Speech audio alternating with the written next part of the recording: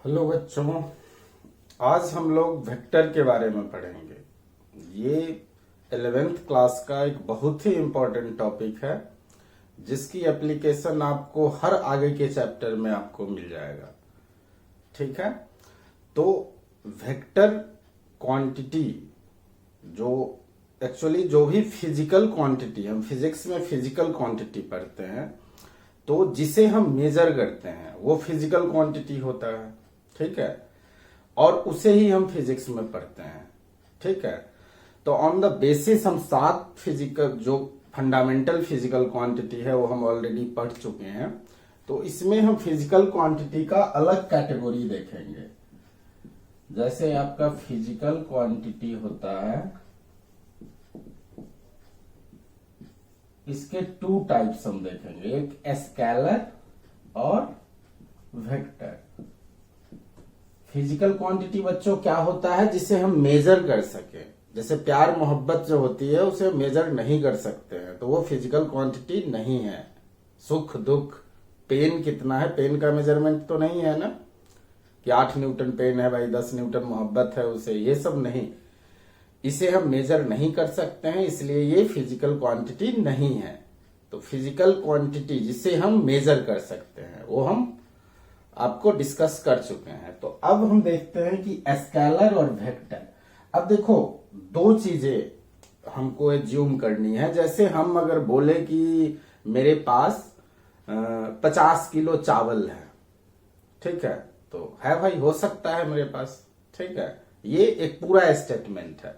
But मैं बोला कि नहीं, मैं 5 किलोमीटर कल दौड़ा था, तो ये अधूरा स्टेटमेंट है। भाई किधर दौड़े, कहां से दौड़े, कहां को गए, आपको बतानी होगी। तो ये जो 50 केजी चावल है, तो जैसे मास जो हो गया, तो जिसमें सिर्फ मैग्नीट्यूड हो, सिर्फ और सिर्फ मैग्नीट्यूड हो, उसे हम स्केलर क्वांटिटी कहते हैं। बट जिसमें डायरेक्शन भी हो मैग्नीट्यूड के साथ साथ, तो उसे हम वेक्टर क्वांटिटी कहेंगे।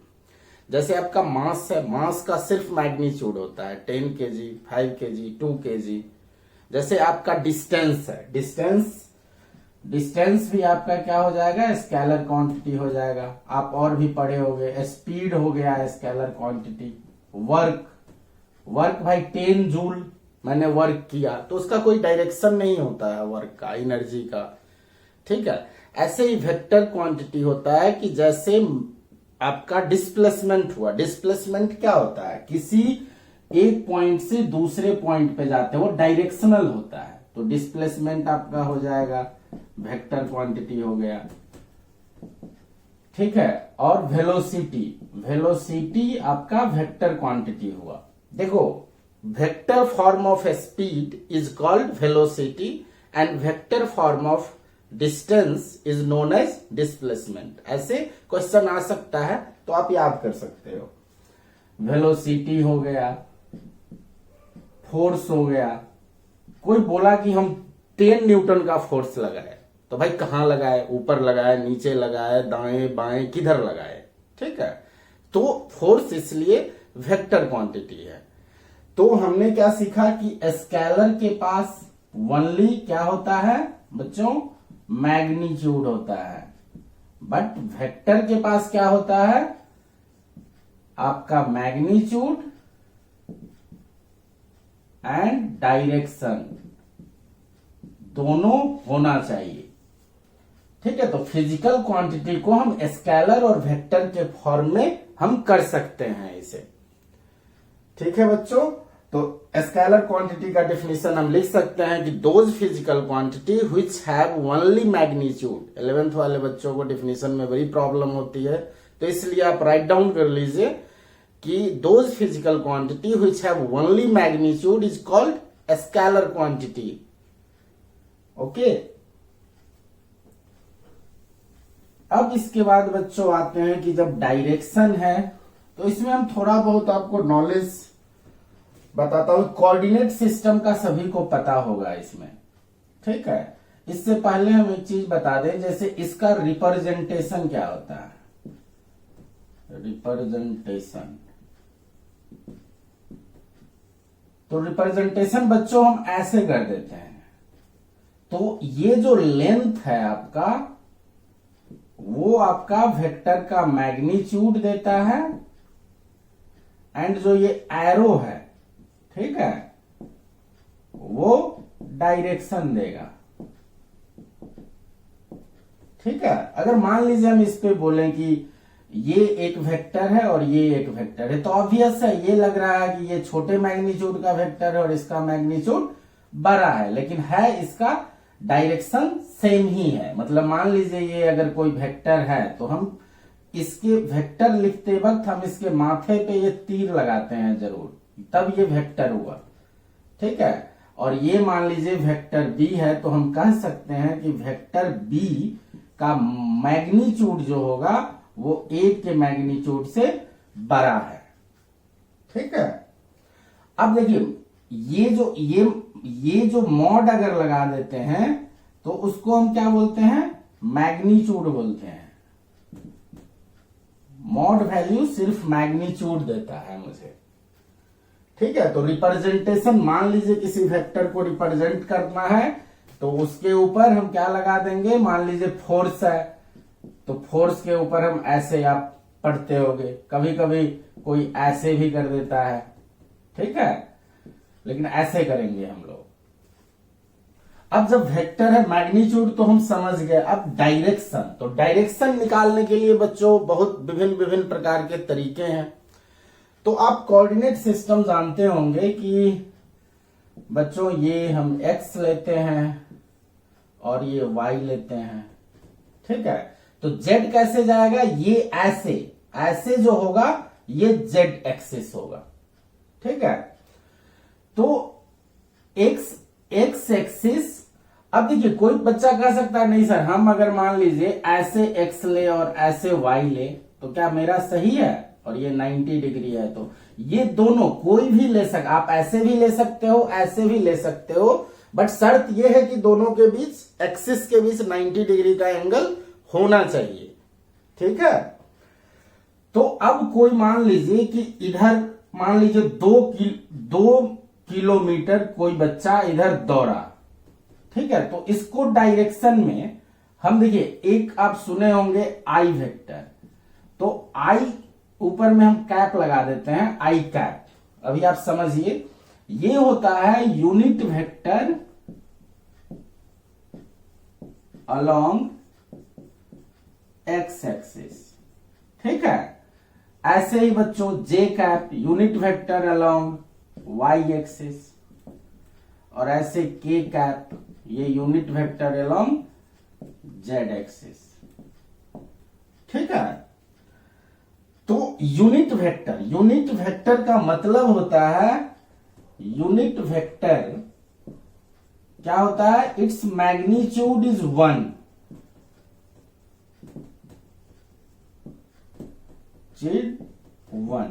यूनिट मीन्स 1, मीन्स क्या होगा कि एक्स डायरेक्शन में मैंने एज्यूम कर लिया कि कोई यूनिट वेक्टर है छोटा सा, उसकी डायरेक्शन ये है। अब ये जितना टाइम्स हो, मान लीजिए 2 किलोमीटर इधर गया तो मीन्स हम 2 आई कैप लिख देंगे। अगर कोई दौड़ रहा है 2 किलोमीटर वाई एक्सिस में तो इसे हम 2 जे कैप लिखते हैं।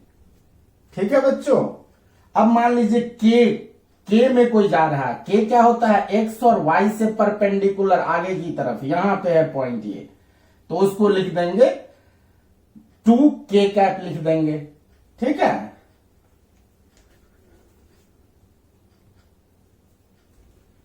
तो बच्चों ये इंपॉर्टेंट है कि आई कैप ये है unit vector along X axis, J cap unit vector along Y axis, and K cap unit vector along X axis.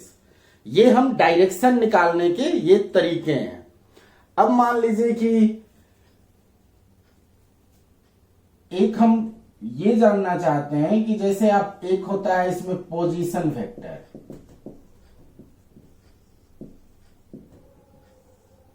बच्चों आप कोऑर्डिनेट जानते होंगे। मान लीजिए किसी का कोऑर्डिनेट है 2 मीटर कॉमा, या ऐसे करते हैं 4 मीटर कॉमा 3 मीटर। ठीक है, कोऑर्डिनेट। तो इस पे मुझे आप बताइए ये कहां पे पॉइंट होगा। मतलब ये क्या है, एक्स एक्सिस में 4 मीटर गया, ये एक्स एक्सिस में 4 गया, और वाई में कितना गया, वाई में 3 गया। ये 4 मीटर है और ये 3 मीटर वाई में गया। तो बच्चों जो ये पॉइंट होगा इसका, ठीक है। तो पोजीशन वेक्टर के लिए देखिए, किसी भी चीज का पोजीशन बताने के लिए हमको स्टार्टिंग पॉइंट बहुत जरूरी होता है बताना। अगर हम कोई ना कोई हमको रेफरेंस पॉइंट लेना होगा, ठीक है। तो अगर हम आपको बोले हम 5 किलोमीटर पे हैं, तो भाई किधर हो 5 किलोमीटर में, ठीक है, आप कहां पे हो, ठीक है। तो कोई ना कोई, मान लीजिए दिल्ली से पटना आपका डिस्टेंस है, जो भी है 1000 किलोमीटर है, तो आप कहीं ना आप बिहार के गांव से तो नहीं ले सकते हो, या मान लीजिए तो दिल्ली में कोई पॉइंट ऑफ रेफरेंस होगा और पटना का कहीं पे होगा बिहार में, तो वो हम एक रेफरेंस लेके चलते हैं, ठीक है बच्चों। तो ये पॉइंट हुआ। अब पॉइंट को हम ओरिजिन से मिला देंगे और जहां पे पॉइंट है वहां पे डायरेक्शन बनाएंगे, तो इसी को हम पोजीशन वेक्टर बोलते हैं। तो पोजीशन वेक्टर को सिंपली आप लिख सकते हो कि it is distance from origin, distance from origin, बस। पोजीशन वेक्टर कुछ भी, ये डरावना टर्म नहीं है, डिस्टेंस फ्रॉम ओरिजिन हो गया, ठीक है। अब मान लीजिए इसमें रहता कि 1 मीटर एंड फिर 2 मीटर रहता, तो इसका बच्चों आप मुझे थोड़ा सा बताओ। तो देखो, इसको थोड़ा 3D इमेजिन करना होगा। ये x हो गया, ये y हो गया, और ऐसे z है, इस प्लेन के परपेंडिकुलर z है। तो बच्चों कैसे करेंगे, 1 मीटर हम x में गए, 1 मीटर, फिर ये 1 मीटर y में गए, ठीक है, यहां पे ये 1 मीटर y में गए।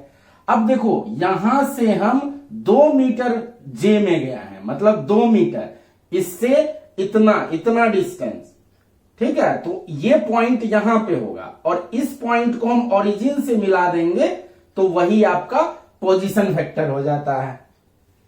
क्लियर हुआ? तो इसे हम पोजीशन वेक्टर कह सकते हैं। अब बच्चों आगे देखो कि जैसे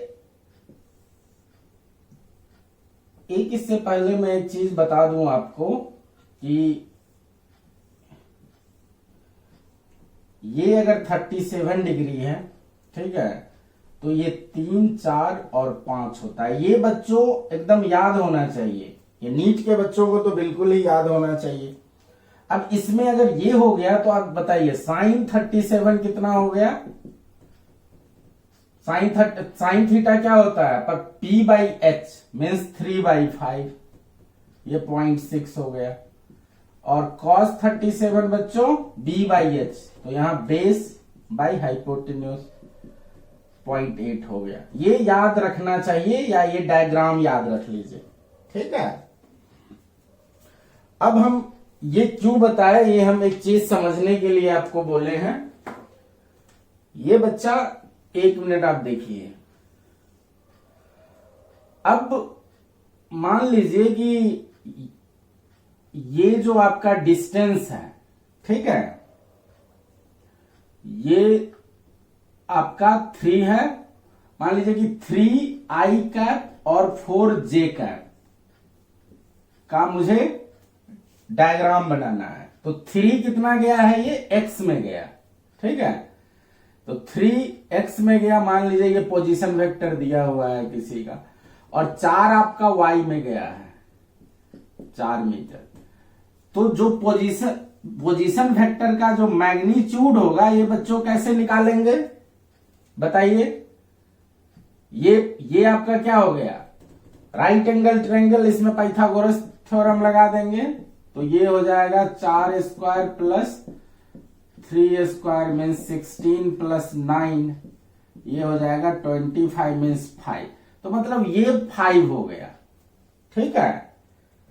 तो हम ऐसे भी देख सकते हैं, मान लीजिए कि देखिए अगर ये 3 था और ये 4 था तो ये 5 क्यों हुआ, हम स्क्वायर करके अंडर रूट कर दिए। अगर मान लीजिए कोई वेक्टर मान लीजिए ऐसे है A I cap plus B J cap, तो बच्चों बताओ इसका मैग्नीट्यूड कितना होगा, इसे हम मैग्नीट्यूड बोलते हैं। जल्दी जल्दी बताओ। तो मैग्नीट्यूड हो जाएगा A square plus B square का अंडर रूट। ये बच्चों आया समझ में, ये हो जाएगा A square plus B square का अंडर रूट। तो इसे ही कभी कभी हम किसी किसी बुक में हम बोल देते हैं resolution of vector, resolution of vector. ठीक है, अब मान लीजिए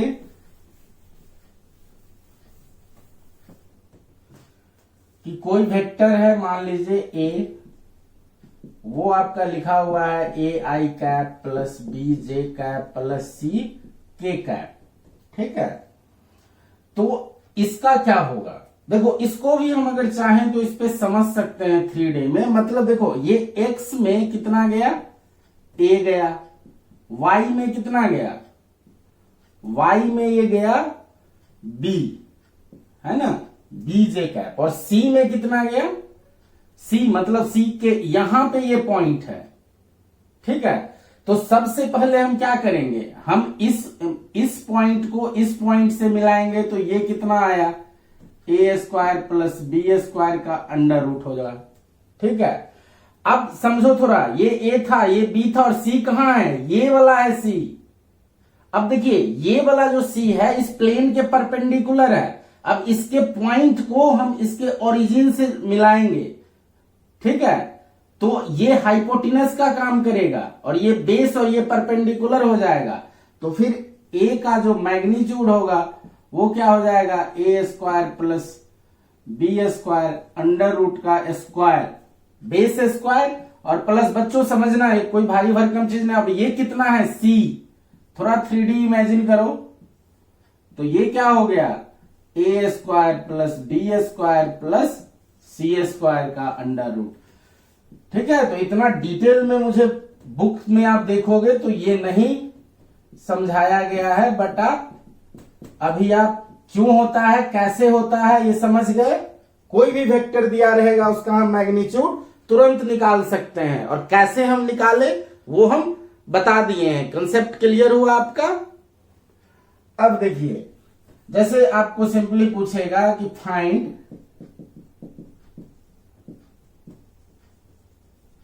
magnitude of vector 2i cap plus 2j cap. ठीक है, तो बताओ, बोलो बच्चों जल्दी जल्दी बोलो। ये 2 स्क्वायर कर देंगे, 2 स्क्वायर कर देंगे, ये हो जाएगा 4 प्लस 4, ये हो जाएगा 8। 2-4 सालों बाद ये पता चल जाएगा कि ये 2√2 होता है। ठीक है बच्चों,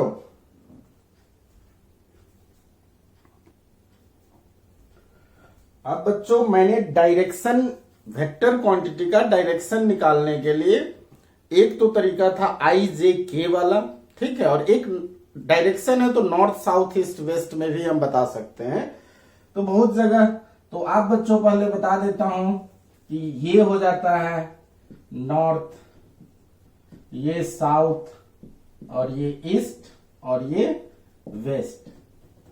ठीक है, अब कोई बोलेगा सिंपली कि a girls running towards east with velocity 10 metre per second, तो हम तो सिंपली कह सकते हैं कि भैया ये ऐसे जा रहा होगा, ईस्ट डायरेक्शन यही है। ठीक है, विथ 10 मीटर पर सेकेंड। इसे हम इस डायरेक्शन में है तो हम आई कैप भी लिख सकते हैं, या 10 आई कैप भी लिख देंगे इसे। ठीक है, लेकिन अब बोला जाएगा कि a girls running towards, ऐसे बोलेगा कि एक बार मैं फिर बना लेता हूं, नॉर्थ साउथ ईस्ट वेस्ट। अब कोई हो सकता है कि ये इधर और ऐसे नहीं जाके ये ऐसे गया, और ये 30 डिग्री पे गया। तो इसे बच्चों कैसे बोलेंगे कि 30 डिग्री नॉर्थ ऑफ ईस्ट बोलते हैं इसे। A girls running towards 30 degree north of east. North of east याद रखना, यहां पे बहुत गलती होने की संभावना होती है। North of east means east से हम मेजर करेंगे नॉर्थ की तरफ 30 डिग्री। तो बच्चों जल्दी बताओ, एक और इसका नाम हो सकता है, इधर से कितना हो गया है 60 डिग्री या 60 डिग्री, किधर से किधर बोलो, east of north. Very good. तो ये दोनों एक ही चीज है, एक ही आदमी का नाम है। ठीक है बच्चों। अब एक चीज और आती है कि मान लीजिए कोई है, कोई बीचों बीच दौड़ रहा है, जैसे वो जो लड़की थी, जो कन्या थी, वो आपका बीचों बीच 45 डिग्री पे दौड़ रहा है। तो इसे कैसे बोलेंगे? सीधा हम इसको a girls running towards north east. ठीक है, सीधा लिख देंगे नॉर्थ ईस्ट। मतलब तो नॉर्थ ईस्ट अगर लिखा हुआ है तो हम समझ जाएंगे कि ये बीचों बीच दौड़ रहा है या रही है। ठीक है, नॉर्थ और ईस्ट, तो ये हो जाएगा नॉर्थ ईस्ट। अब देखो ईस्ट वेस्ट नॉर्थ साउथ, अगर ऐसे बीचों बीच कोई दौरा, ये 45 डिग्री हुआ तो ये हो गया नॉर्थ वेस्ट, और ये क्या हो गया साउथ वेस्ट, और ये क्या हो गया, अगर ये 45 डिग्री है तो ये हो गया, बोलो बोलो, साउथ ईस्ट। तो दो चीजें समझना है, अगर 45 डिग्री पे दौड़ेगा तो नॉर्थ ईस्ट बोलते हैं, और अगर ऐसे 30 डिग्री पे है तो इसको नॉर्थ ऑफ ईस्ट, मतलब ईस्ट से नॉर्थ की तरफ 30 डिग्री, और इसी का नाम 60 degree east of north north बोल सकते हैं। अब एक सवाल मैं आपसे पूछता हूं बच्चों, मेरे बहुत इंटेलिजेंट बच्चों, यहां पे लिखते हैं कि a girls running with velocity 10 metre per second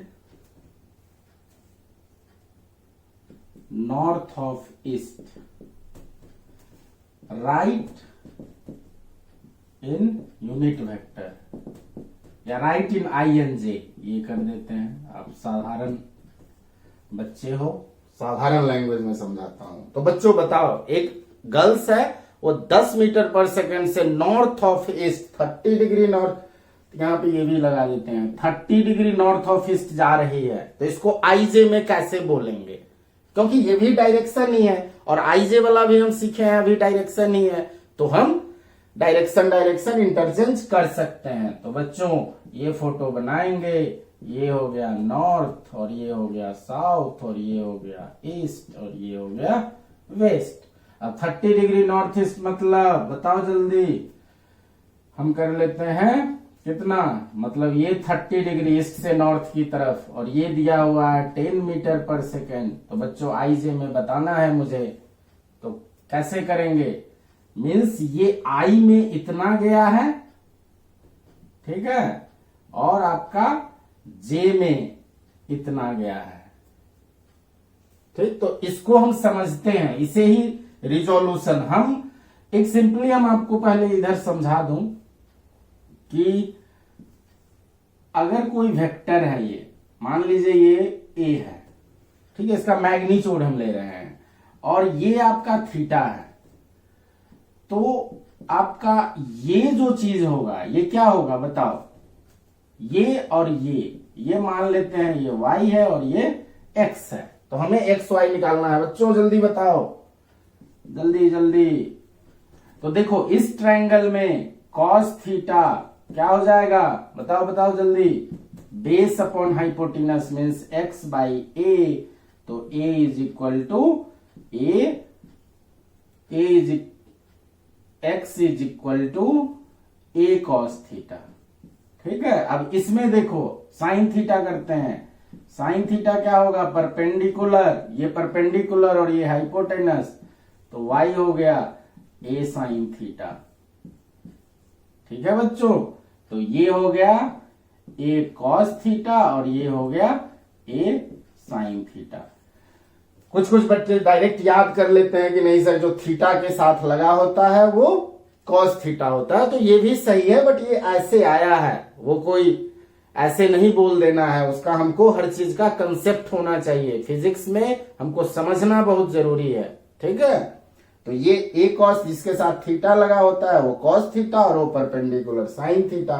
तो बच्चों इसका ये वाला क्या हो जाएगा, ये हो जाएगा 10 इंटू ए की जगह 10 है और cos 30 जल्दी बताओ 10th पास हो तुम लोग। cos 30 हो जाता है √3/2, तो ये हो गया 5√3, ठीक है। और ये कितना हो जाएगा, ये हो जाएगा 10 और sin थीटा sin 30 कितना हाफ, तो ये हो जाएगा 5।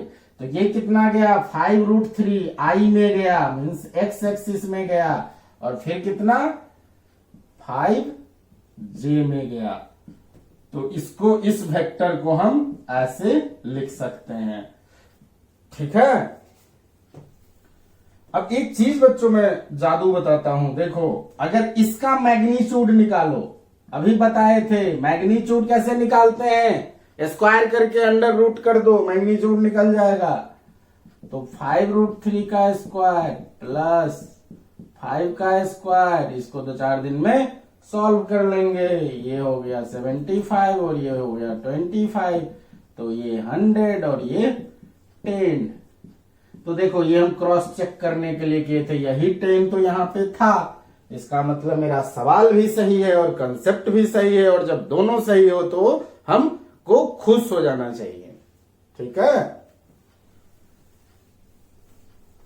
अब हम एक चीज में आते हैं,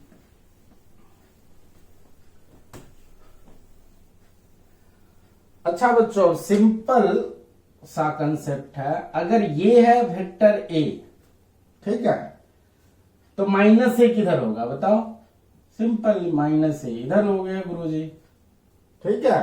अगर कोई वेक्टर ऐसे है, ये वेक्टर ए है, तो b कैसे होगा, b भाई ऐसे ही पैरेलल होगा, ठीक है, बट डायरेक्शन सिर्फ अपोजिट होगा, ये नहीं कि ए ऐसे था तो बी हम कैसे भी कर देंगे, ये गलत है। ए पैरेलल, ए वेक्टर इज, मतलब एक वेक्टर को हम स्लाइड कर सकते हैं पैरेलली बट रोटेट नहीं कर सकते हैं। A vector can be slided but can't be rotated, ये बहुत अच्छा डायलॉग है, लिख लो। A vector can be slided parallelly but can't be rotated, ये आप लिख लो, बहुत बड़ा डायलॉग है। इसी को हम पैरेलल शिफ्ट ऑफ वेक्टर भी कहते हैं, कुछ कुछ लोग इसको पैरेलल शिफ्ट ऑफ वेक्टर भी बोलते हैं, ठीक है बच्चों, वेरी गुड। अगर कोई मान लीजिए ये वेक्टर बी है तो -b किधर हो जाएगा, यही इसके अपोजिट हो जाएगा, वेरी गुड।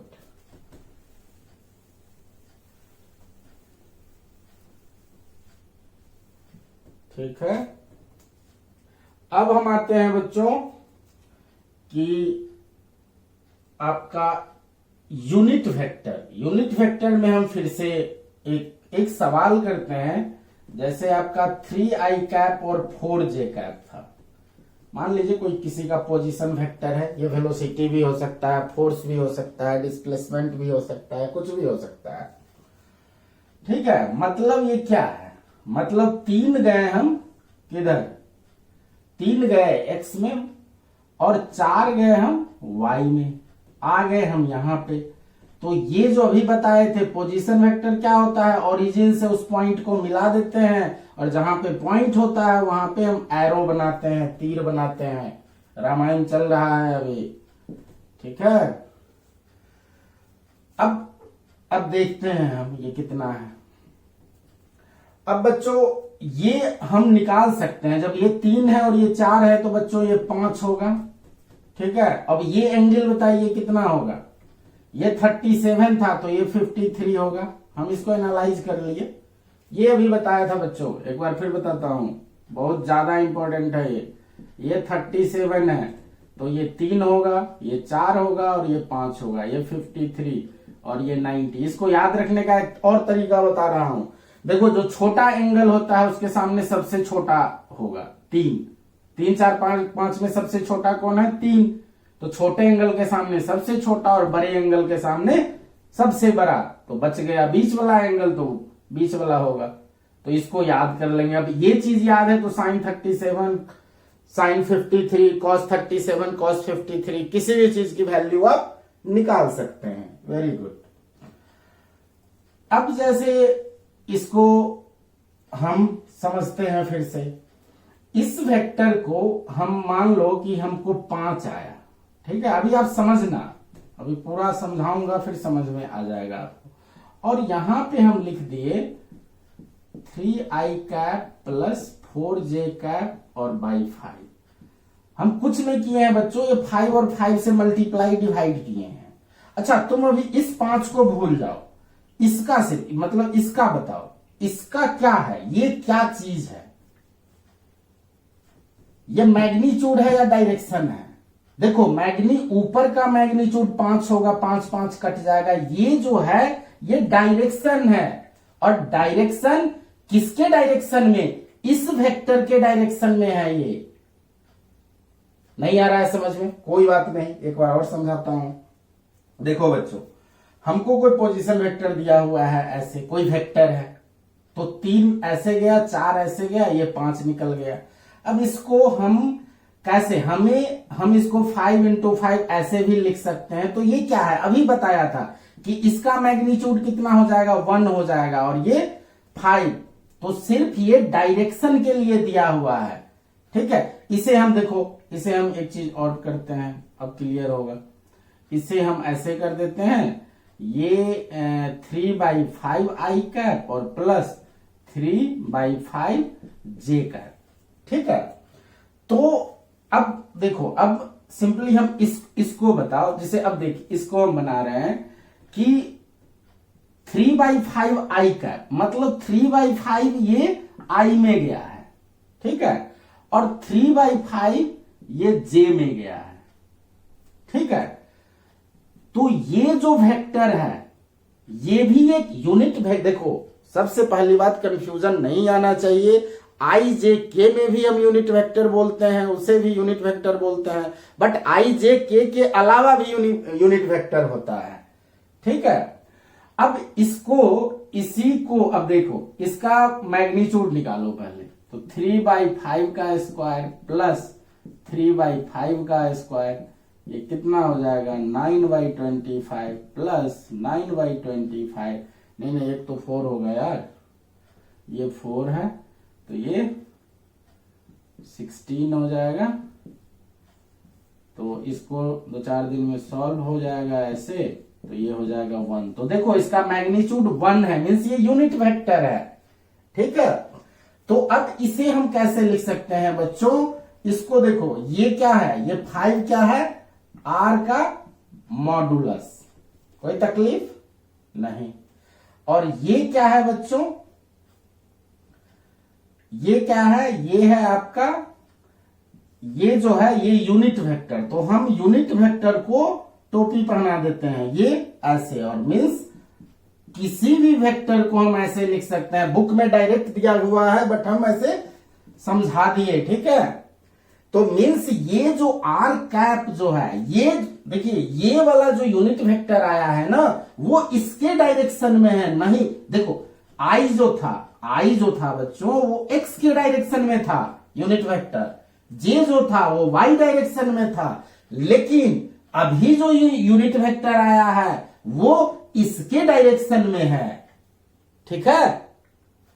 अब इसी को हमने क्या कर दिया कि इसके 3/5 और इसको हम 5 टाइम मल्टीप्लाई कर देंगे, तो इसके डायरेक्शन में ये यूनिट वेक्टर आ जाएगा। तो मेरा एक खूबसूरत सा फॉर्मूला क्या हो गया यूनिट वेक्टर का, given vector upon modulus of given vector, ये लिख लेना, इस पे डायरेक्ट क्वेश्चन बनेंगे।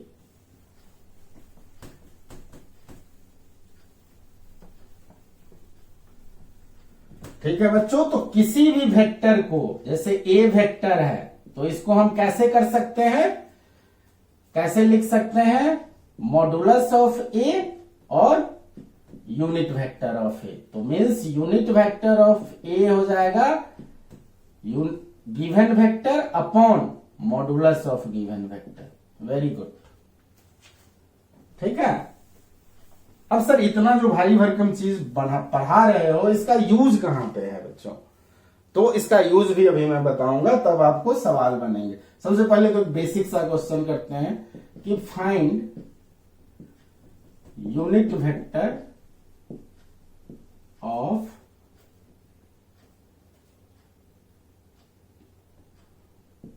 थ्री आई कैप प्लस 2j कैप। ठीक है बच्चों, इसका अभी मान लीजिए कुछ दिया हुआ है, a इज इक्वल टू इस वेक्टर का यूनिट वेक्टर मुझे बताना है, तो बताओ जल्दी। तो unit vector means a cap is equal to क्या हो जाएगा, vector a upon magnitude of a। तो ये हो जाएगा वेक्टर a कितना है, 3i cap plus 2j cap by magnitude कैसे निकालते हैं बच्चों, तो ये हो गया means 3i cap plus 2j cap by 9 plus 4। 9 plus 4 होता है 13, तो 3i cap by root under 13 plus 2 by root under 13 j cap. इसको हम डिवाइड कर दिए, इसको इससे, इसको इससे, इसमें कोई तकलीफ नहीं ना। तो this is the answer, this is the unit vector in this direction. A is the unit vector in direction of A। यहां पे लिख लो, A cap is unit vector along in लिखो, A is unit vector in direction of A। जब भी बच्चों बैठा करो तो कॉपी पेन लेके करो, तो कुछ नोट्स कर लिया करो, वो आपके सुनहरे भविष्य के लिए ना बहुत बेहतरीन होगा। तो ये मैं आइडिया दिया आपको, ठीक है। तो अब देखो, ये अब कहेंगे कि सर ये यूनिट वेक्टर है कि नहीं, हम चेक करके देखते हैं। मेरे पास पेन है, व्हाइट बोर्ड है, हम चेक कर सकते हैं। तो इसका मैग्नीट्यूड निकालते हैं गुरु। तो ये बताओ, ये हो गया स्क्वायर, मैग्नीट्यूड के लिए स्क्वायर अंडर रूट करते हैं, ठीक है। तो ये बताओ 9 हो गया, और बाई 9/13 प्लस 4/13, ये समझ में आ रहा है ना, रूट से रूट कैंसिल हो जाएगा, मीन्स 13/13 देखो आ गया 1। तो अब आ गया समझ में, ठीक है, वेरी गुड। तो हम यूनिट वेक्टर हम समझ गए हैं। अब बच्चों एक डायरेक्ट बुक और में ना डायरेक्ट फॉर्मूला रहता है, कहीं दिया रहता है, जैसे मान लीजिए कि कोई वेक्टर है, कोई वेक्टर है, वो दिया हुआ है axi cap plus ayj cap plus azk cap, ठीक है। तो इसका जो है यूनिट वेक्टर होता है बच्चों, वो हो जाता है axi cap plus ayj cap plus azk cap और अपॉन वही बड़ा सा अंडर रूट रख देंगे, ax square ay square plus az square. Very good, आया समझ में। तो इसको हम एज अ फॉर्मूला रख सकते हैं, ठीक है। अब बच्चों एक क्वेश्चन में बता रहा हूं कि देखो यूनिट वेक्टर का कहां पे यूज होगा। यूनिट वेक्टर डायरेक्शन देता है, ये याद रखना है सबसे पहले। अब देखो बच्चों, दो बच्चा है, मान लो राम और श्याम। राम और श्याम दोनों पैरेलली दौड़ रहे हैं, ठीक है। राम की वेलोसिटी दिया हुआ है, ठीक है, और श्याम की स्पीड दिया हुआ है। यहीं पे समझो, राम की वेलोसिटी और श्याम की स्पीड, मतलब राम का वेलोसिटी का मैग्नीट्यूड और डायरेक्शन भी दे दिया है, बट श्याम का सिर्फ मैग्नीट्यूड दिया है, डायरेक्शन नहीं बताया है, बट बोल रहा है पैरेलली दौड़ रहा है। तो अब श्याम की जो है आप वेलोसिटी बताइए, किस डायरेक्शन में दौड़ रहा है। समझ गए क्वेश्चन? नहीं समझे तो कोई बात नहीं, यहाँ पे मैं लिख देता हूं, राम एंड श्याम, सीता एंड गीता भी लिख सकते थे। Ram and Shyam are running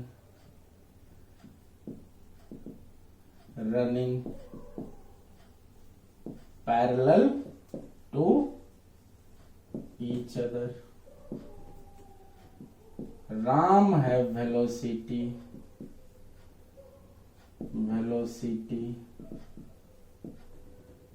3i cap plus 4j cap, मान लो in metre per second, and speed of Shyam is, कुछ भी कर लो, 10 कर लेते हैं, 10 metre per second. Find direction of, जो भी है, डायरेक्शन ऑफ श्याम।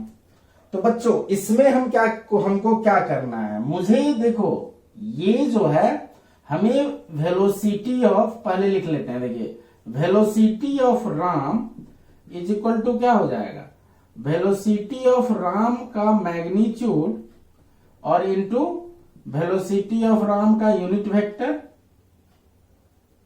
ठीक है, ऐसे ही होता है ना भाई, हाँ ऐसे ही होता है। और फिर वेलोसिटी ऑफ श्याम भी लिख लेते हैं, वेलोसिटी ऑफ श्याम का magnitude upon into velocity of Shyam. अब देखो सबसे बड़ी बात, ये पैरेलल, देखो पैरेलल वेक्टर क्या होता है, पैरेलल वेक्टर छोड़ो, पैरेलल क्या होता है, जो सेम डायरेक्शन में जाए। ठीक है, तो मतलब इसका मतलब क्या है कि जो यूनिट वेक्टर राम का है वही यूनिट वेक्टर श्याम का है। मतलब सिंपली यहां पे गिवन क्या है, गिवन है कि unit vector of Ram is equal to unit vector of Shyam, because both are parallel. ठीक है, पैरेलल दौड़ रहे हैं।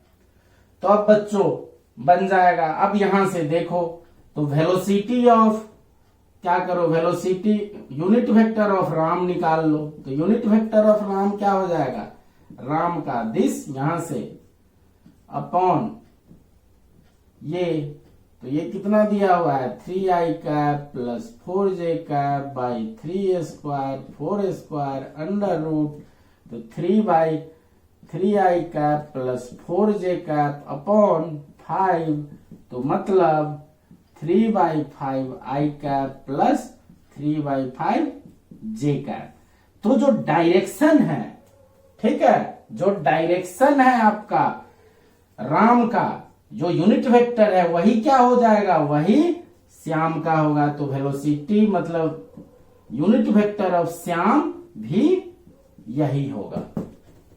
आया समझ में बच्चों, कोई तकलीफ? देखिए फिर से एक बार एक्सप्लेन करते हैं। राम और श्याम पैरेलल जा रहे थे, राम की वेलोसिटी दी थी, श्याम की स्पीड दी थी। तो क्या होगा कि यूनिट वेक्टर, देखो parallel mean same direction, parallel मतलब समझ रहे हो ना भाई, ऐसे ऐसे सेम डायरेक्शन, एंटी पैरेलल नहीं है, एंटी पैरेलल ऐसे ऐसे होता है। तो यूनिट वेक्टर हमें बोला कि यूनिट वेक्टर दोनों का सेम है, इनडायरेक्टली बोला गया है। तो यूनिट वेक्टर जो राम का होगा और राम का यूनिट वेक्टर हम निकाल सकते हैं, और वही यूनिट वेक्टर क्या होगा, श्याम का होगा। अगर ये पैरेलल नहीं होता तो हम नहीं कर पाते क्वेश्चन को। ठीक है बच्चों, वेरी गुड।